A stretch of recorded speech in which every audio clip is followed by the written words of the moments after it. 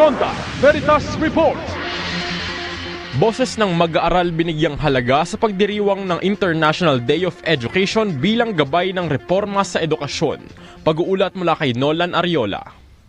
Maraming salamat mga kapanalig. Binigyan din ng kagwaran ng edukasyon at DepEd na ang pagkikilahok ng mga mag-aaral ang nagiging batayan ng mga kasalukuyang reforma sa edukasyon.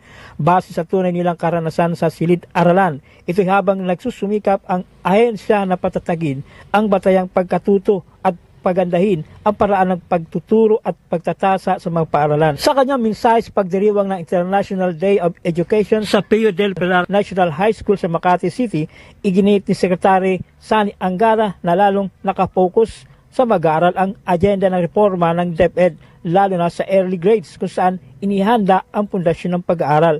Ayon sa kalihim, ang pagpapalawak ng school-based feeding program ay nagpapakita ng prioridad ng kagawaran sa batayang pagkatuto at kahandaan ng mag-aaral.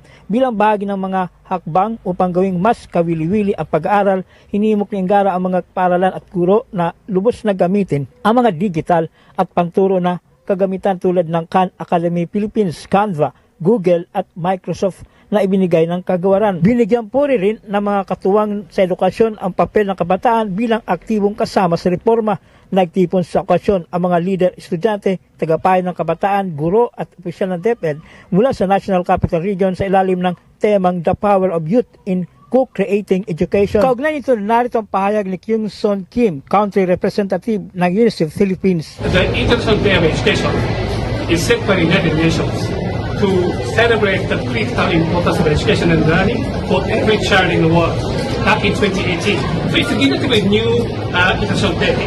But I think in UNICEF, for every child, we thought it would be a critical moment for us to come together with the partners, stakeholders, young people, so that we can look at where we are now. Mga kapanalig, ang lagyang talangin at paalala ng Simbahang Katolika ay isalang-alang ang maayos na kapakanan ng mga mag-aaral saan man.